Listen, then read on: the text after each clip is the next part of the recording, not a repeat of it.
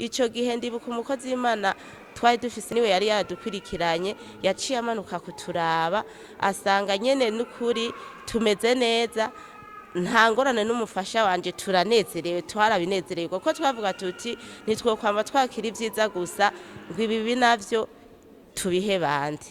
Ico gihe rero ca aradusengera aciravuga ati Mana aba bantu baciye mu bibazo vyinshi kandi bikomeye barihangana none ndasavye irigeragezwa ribi rya nyuma. Imana icirabikora ryabaye rya nyuma, hanyuma nca ndibungenga inda y'umunani nca ndayivyaramwo umwana.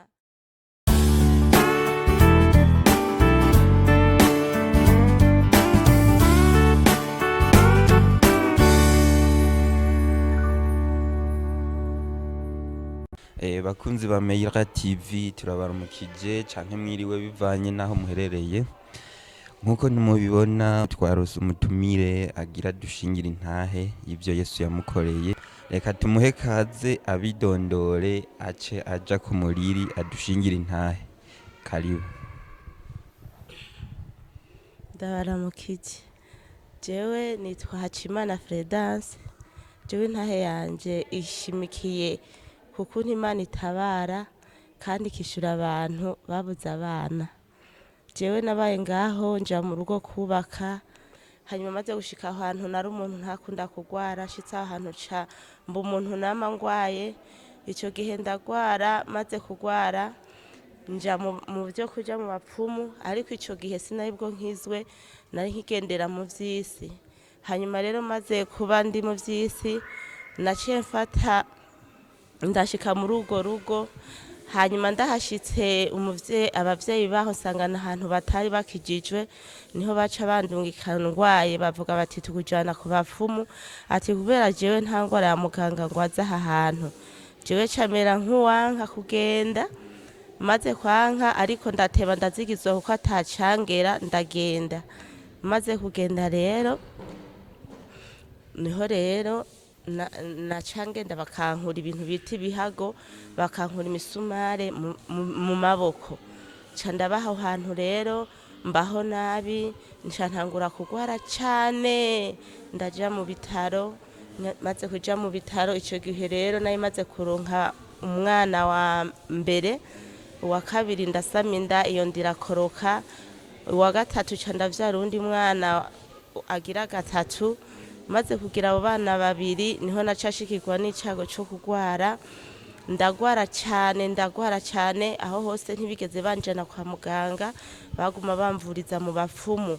Ariko ico gihe umushinga ntaye wanje ntiyari muhira, yari Bujumbura. Hanyuma rero abavyeyi basigaye muhira nibo banjanye aho hantu.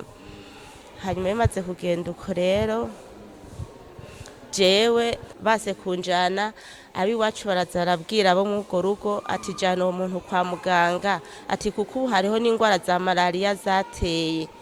Ico gihe rero jewe ntibabikunze, niho rero abiwacu bumva naza ndapfa batekera bongera batekurura. Ico gihe baca barankura aho hantu baraza baranjana mu bitaro. Abo bantu rero haho mw'urwo rugo nari nubatse baca baja inyuma n'induru ngo nimujana ariko ntimuzogarukana. Maze kugenda rero barangwariza mw'ivyo bitaro, ico gihe nari nararemvye cane. Hanyuma rero haragera igihe baca mgumaho, wa mwana wanje mutoya natwara niho yaca afatwa n'umusonga. Abaganga baca bavuga bati uwo mwana nimumuzane tumutere urushinge rw'umusonga. Bavyeyi baho nubatse baca bavuga bati nimuvuze gwanyu twege tuvuza gwacu. Uwo mwana baranse ko bamutera urwo rushinge, baciye bamukuraho bamwirukana mu bapfumu. Hanyuma uwo mwana bamwiriza iyo, nanje ndyamye mu bitaro. Niho hagera igihe rero jewe ndageraho nokira, mugabo sinakize. Uwo mwana bakamunzanira yaronka, bamunzanira amasaha yarenze. Haragera rero aho bamvura mu bitaro, ndateba ndasubira mu rugo. Maze gusubira muhira niho rero nacashika wa mwana wanje aca bari waguma zonzobera, aca arahwera. Ariko ico vyanyigishije ivyo kuba yaratashe, je ndabona ari jewe iyo mpfa ico gihe nari gupfira mu byaha, ariko Imana ikirabanza uwo mwana mbere incungu kugira ngo nanje mbone ukuntu nshobora kwihana.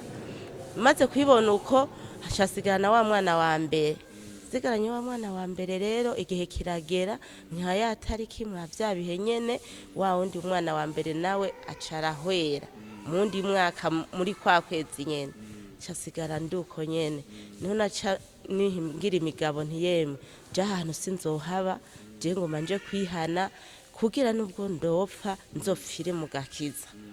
Niho naciye nja kwihana rero, maze kwakira gakiza naho nyene ntivyoroshe, baca batangura kuvuga rero mu rugo yuko mbaye ikimenabanga, baca barambwira bati wewe aho rero ugiye maporoti ngo ntuzoronka abana. Je ndavuga nti jewe si abana banjanye, Imana yarabampaye, niwe n'Imana yabampaye rero ikintu kinjanye ndondera amahoro yo mu mutima, nabisigaye abana nabo nti niyo natungana nkagororoka n'Imana izobampera ubuntu. Hanyuma rero ndagenda ndasenga ndiga igice nk'indwi zibiri, maze kwiga indwi zibiri umugabo wanje aca yumva ngo nagiye kwihana, ariko nari nabimusavye tumaze kubura abo bana ntiburya ari ahantu ndabona ko ntazohaba, je ngo manje mu baporoti kugira nzopfe nihanye. Aca arambwira ati ntuzogenda ahubwo twoca dupfa duhevye kwiruka. Aca arambwira ntabwo ntituzopfa ariko tuzokira. Jewe rero aca aramanuka, amanutse jewe ico gihe naciye ngenda, maze kugenda ndabibwira abakozi b'Imana, hanyuma nyene barandemesha, hanyuma aca ndiga igice, hanyuma inyuma y'indwi zingahe aca aravyumva ko nagiye gusenga, aca arambwira ijambo ati nyimbuzi yuko nzosanga ba bana nabura wabazanye aho tuzoteka bishe. Jewe namubwira nti nta muntu yabuze abana, ntiharagera igihe tuzobabona. Cambaho rero mu bwo buryo nguma niga igice, hanyuma rero haragera igihe asora araduga, amaze kuza rero yaciye avuga ati burya rero warabandanije ntego.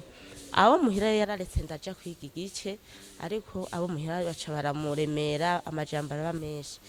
Ikintu rero nshimira Imana, ndashimira Imana agiye ko yangiriye neza nkaramiriza mu gakiza, naho vyari bikomeye ico gihe jewe sinumva umuriro nari mfise, naho hari kuza iki sinumva naye kuva mu buntu bw'Imana.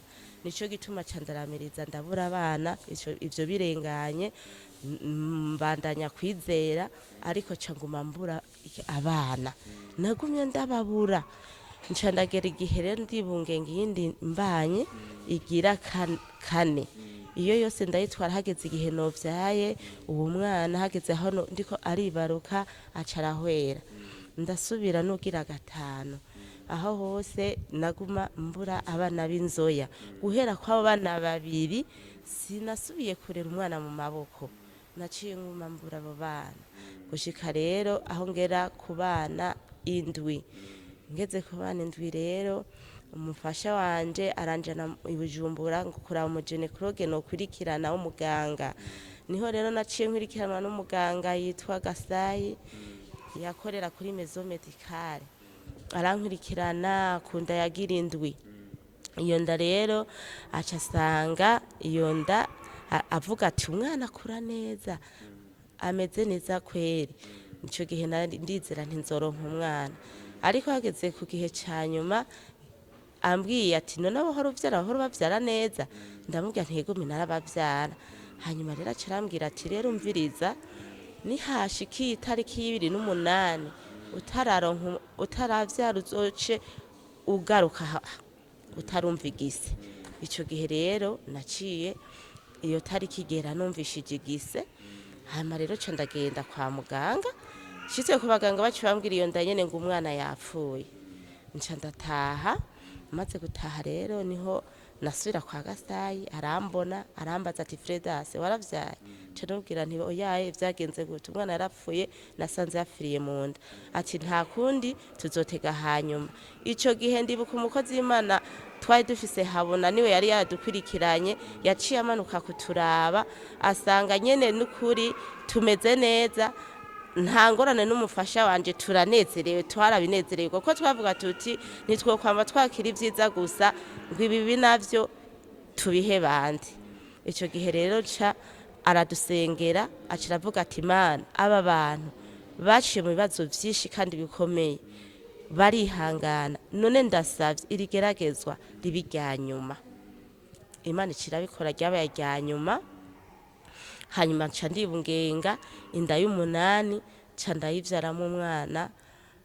None rero Yesu yarangiriye neza, ubu dufise abana batanu, ndafise abana b'abahungu 3 n'abakobwa 2. None urumva ko Yesu yangiriye neza. Inyuma y'abo bana mwari mwabuze bangahe n'inda zari zakorotse? Inda zari zakorotse zari inda 2, abana nabo nabuze bari 5. Hanyuma rero ico shimira Imana, kandi ico gihe nubwo umufasha wanje bari baragumye bagomba kwambuza gusenga, hageze igihe arambwira ati ntuzosubira ku rusengero. Ico shimira Imana nuko Imana yadufashije, abakozi b'Imana bamba hafi turasenga gushika yaho nasubiye yarampagaritse, ndavuga nti je ivyo twahora dukorana ntituzosubira, ntariko kimwe gusa je nzobandanya nsengera hamuhira, nibabona ko nakubashe tuzoheza dusubire ku rusengero. Ico shima Imana rero igihe nasubiye mu rusengero twagiye tujanye, duca turigana igice, duca tubatirizwa rimwe. Ico gihe bice bigenda neza, na bamwe batwiruka inyuma ntivyasubiriye, kuko twaciye tugwaniriza intambara hamwe, nawe aca asanga vyari vyiza nubwo atari yarabikunze, duca dusanga bimeze neza. Ego none rero ubu turaho n'abo bana, kandi Yesu ashishikara kutugirira neza, kandi twaciye turonka amahoro amwe atagabanije gushika n'iyi saha bimeze neza. Hama bumvise intahe yanje Yesu abahezagire. Murakoze cyane. None abo baba bari mu kibazo nk'ico mwaciyemwo, mwobatekerera impanuro yihe umuntu bishika akaba ari mu kibazo nk'ico waciyemwo? Jewe ndakunze no kubwira abantu, iyo numvise abantu bagiye barabura bakabura, cewe numvise nk'umuntu yoba yarabuze nk'umwana rimwe canke kabiri nkabona arihebuye, nace nabwira nti ahubwo ihangane ureme, dufise Yesu n'inyishu, kuko Yesu niwe atabara kandi niwe asubiza abantu babuze. Nkaca ndabishingira intahe y'ukuntu nabuze guhera ku wa mbere gushika ku ndwi ntagira umwana, nkaca ndabaremesha nti mureme Yesu azobashumbusha, ni nkuko yashumbushije Yobu niko namwe Yesu azobagirira neza. Ego kuko nanje narishimikije ijambo ryo muri Yobu. Ego amen. Ego.